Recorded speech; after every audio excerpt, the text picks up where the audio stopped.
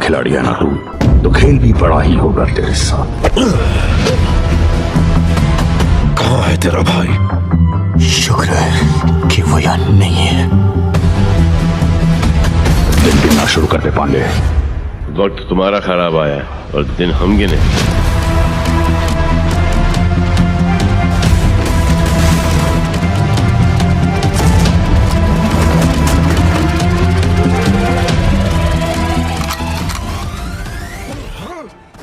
कानपुर जाने के लिए बढ़ाया चुलबुल पर प्रेशर, क्या कांस्टेबल ने पकड़ी इंस्पेक्टर चुलबुल की चोरी। हेलो दोस्तों, आप सभी का स्वागत है बॉलीग्राज स्टूडियोज में। दबंग सलमान खान के करियर की one of the blockbuster film है और जिसके 3 पार्ट्स रिलीज हो चुके हैं और अब चर्चा है चौथे पार्ट की।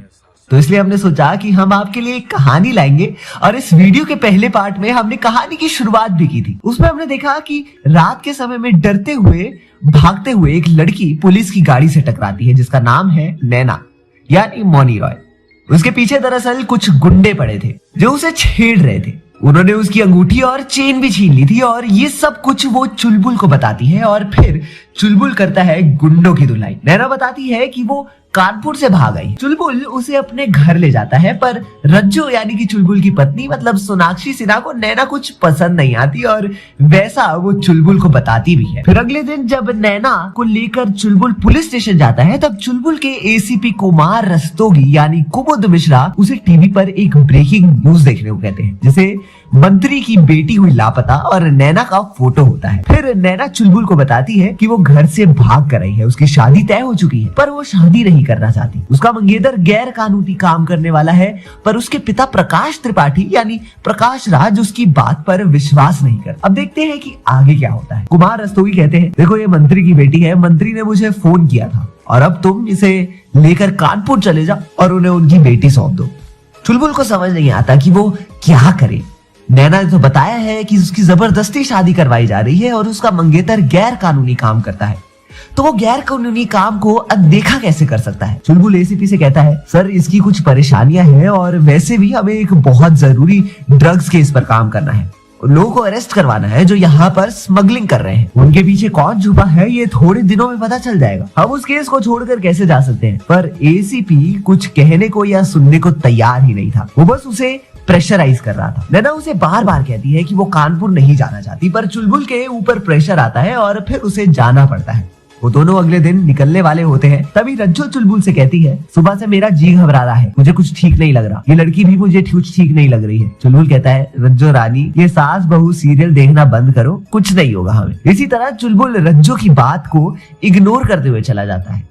बीच रास्ते में नैना और चुलबुल काफी बातें करते हैं। चुलबुल नैना को काफी सवाल पूछने की कोशिश करता है पर नैना कुछ भी नहीं बताती। फिर सफर तय करने के बाद दोनों कानपुर पहुंचते हैं। नैना के पिता प्रकाश त्रिपाठी नैना की राह देख रहे होते हैं क्योंकि कुमार रस्तोगी ने उसे फोन करके बता दिया था कि चुलबुल उसे लेकर आ रहा है। चुलबुल मंत्री से मिलता है और वहां से निकलने ही वाला होता है तभी अचानक से प्रकाश त्रिपाठी कहता है, रुक जाओ पांडे जी, काफी तारीफें सुनी है आपकी और आज तो आपने हमारा दिल खुश किया पर समझ नहीं आ रहा कि क्या करें। मतलब आप हमारी छोटी बेटी को लेकर आए या हमारी छोटी बेटी आपको लेकर आए, थोड़ा सा दिमाग में कंफ्यूजन सा हो रहा है। चुलबुल को कुछ समझ नहीं आता और वो कहता है, आपकी बेटी भागी थी और हम उसे यहाँ पर लेकर आए, इसमें कंफ्यूजन क्या हो सकता है। इस पर प्रकाश त्रिपाठी और सब लोग हंसते हैं और बात को वही निपटाते हैं। अब हम पहुंचते हैं चुलबुल के गांव में जहां पर देर रात चुलबुल अपनी गाड़ी लेकर पहुंचता है कानपुर से। चुलबुल घर जाता है, रज्जो से मिलता है पर वो कुछ बात ही नहीं करती। रज्जो को उसका बर्ताव कुछ सही नहीं लगता। वो उससे बात करने की कोशिश करती है पर